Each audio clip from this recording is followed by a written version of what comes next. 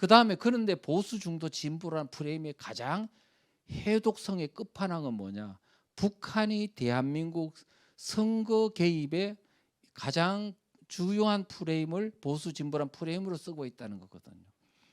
김정일이도 김정은이도 김정은이도요. 항상 선거 때만 되면 남한에서 반보수 대연합, 진보 대연합으로 선거에 승리하라고 해놓고 이렇게 해왔습니다. 그러니까 지금 대한민국의 보수와 진보라는 게 이게 우리 내부도 지금 심각한 부작용이 있는데 그 더 심각한 거는 이 프레임을 가지고 북한이 계속 대남 공작을 한다는 거죠. 그래서 이런 것들이 이제 있고요. 그래서 가장 대표적인 게 뭐냐면 2011년도 8월 달에 적발된 왕재산이라는 간첩단이 있었어요.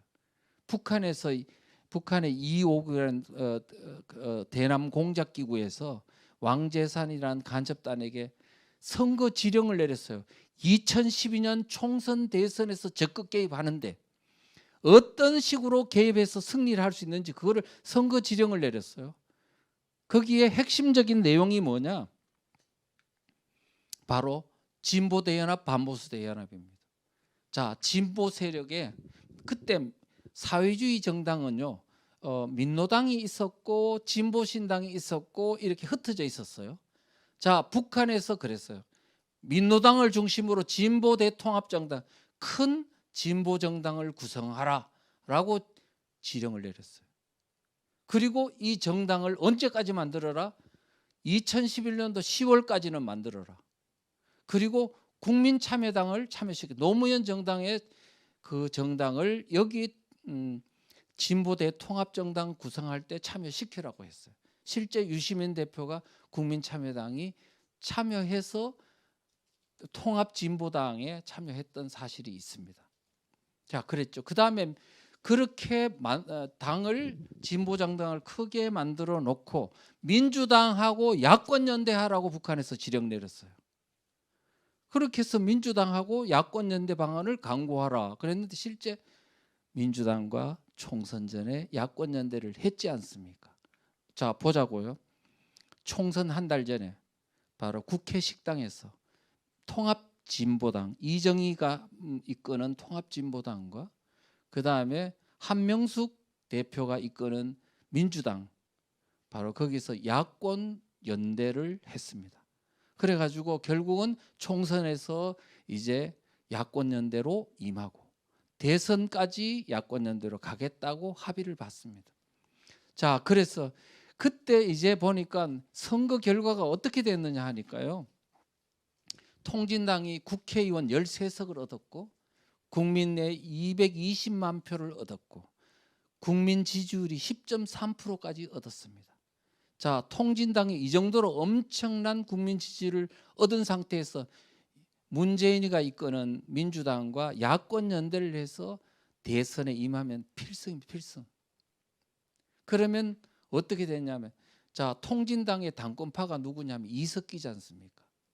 자, 문재인하고 이석기가 공동정부를 구성하는 거예요. 대선에서. 정말 저는 그때 살고 싶지 않더라고요. 야, 이제 조졌구나. 대한민국 끝장났구나. 아, 이거 뭐 이렇게 국민들이 하나도 모르고 설명을 해줘도 모르더라고요. 그래서 돌 30kg를 매일 지고 잘 때도 지고 자고 일어나면 또 지고 또 출근하고 이렇게 사는 것 같은 고통이 막 매일매일 있는데 야, 정말 저는요.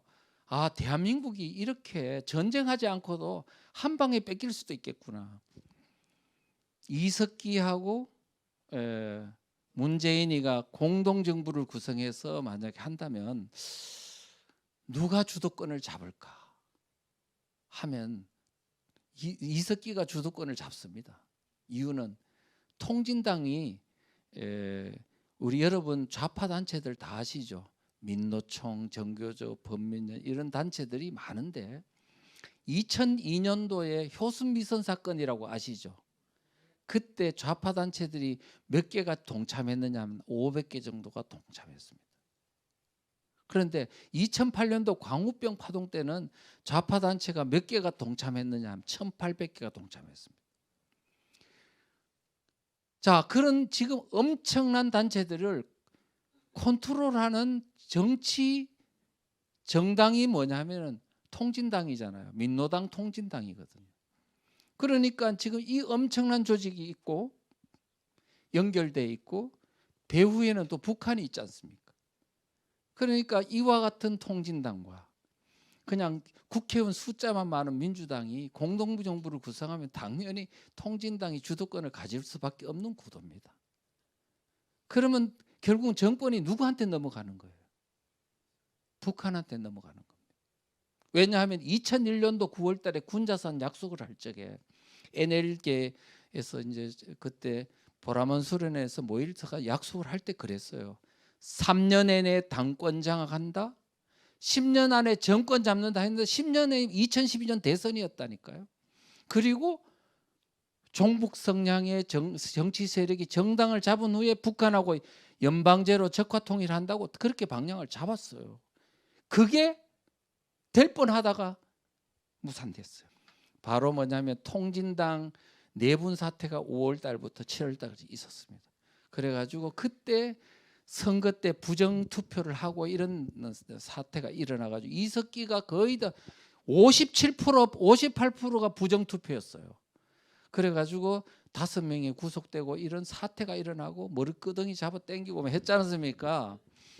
그래가지고 이제 통진당 내부에 도대체 무슨 일이 일어났던 거야 해가 언론에 막 노출이 돼가 아마 신문 기사 나온 것만 해도 몇백 건이 될 겁니다. 그래서 국민들이 그때서야 통진당 내부에 뭐가 문제가 있네.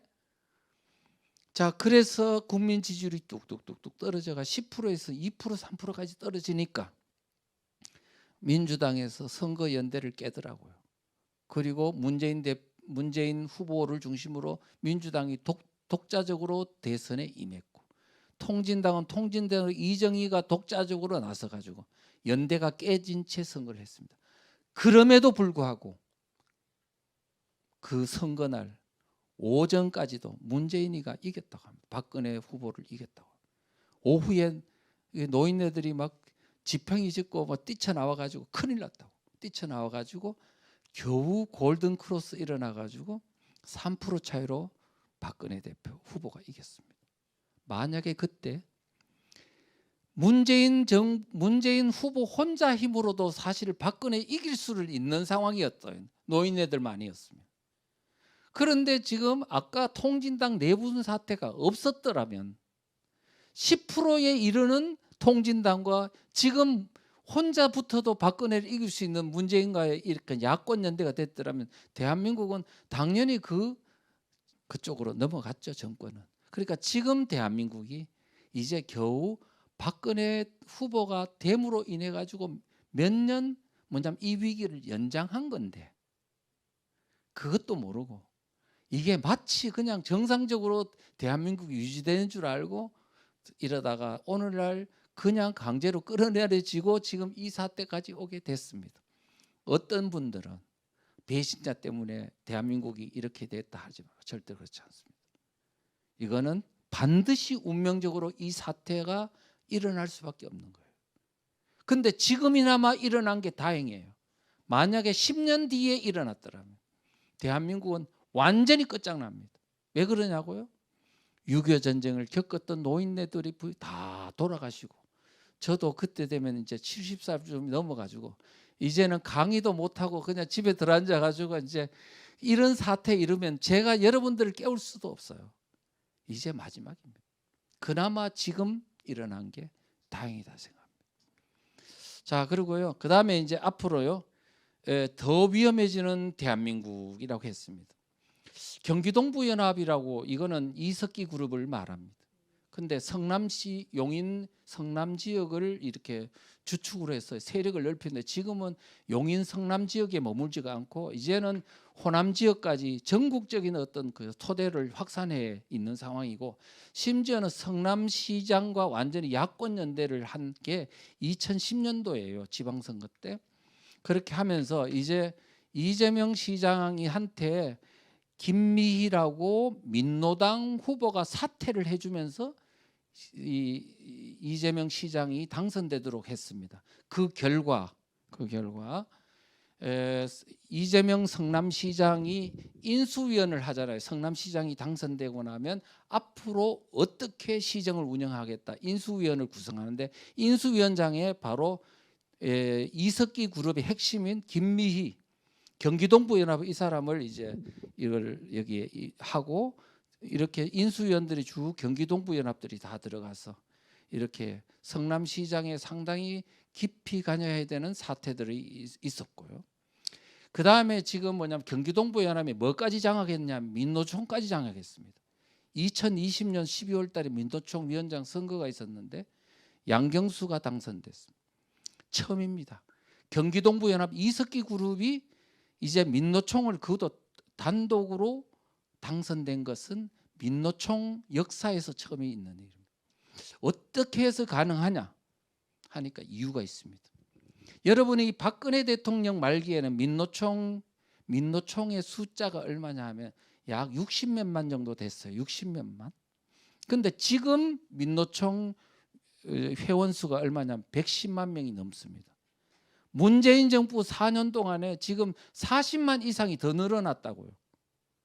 어쨌든 간에 지금 민노총 위원장이 양경수인데 이 사람은 경기동부연합 소속이고 그 다음에 이석기의 출신 한국외대 용인캠퍼스 학생회장 출신이고 이석기 석방 경기 공동행동 대표입니다. 이 사람이 민노총 위원장에 당선됐어요. 그러니까 지금 보면은 상당히 지금 경기동부연합 이석기가 지금 최근에 석방된 거 아시죠?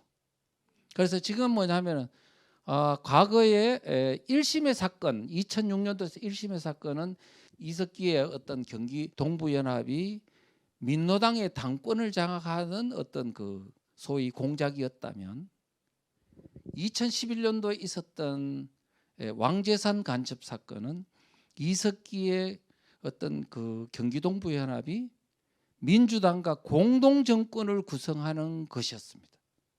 그런데 지금은 이석기의 경기동부연합이 이제는 더 세력이 커져 있는 상황이다. 그 정도만 이야기하겠습니다.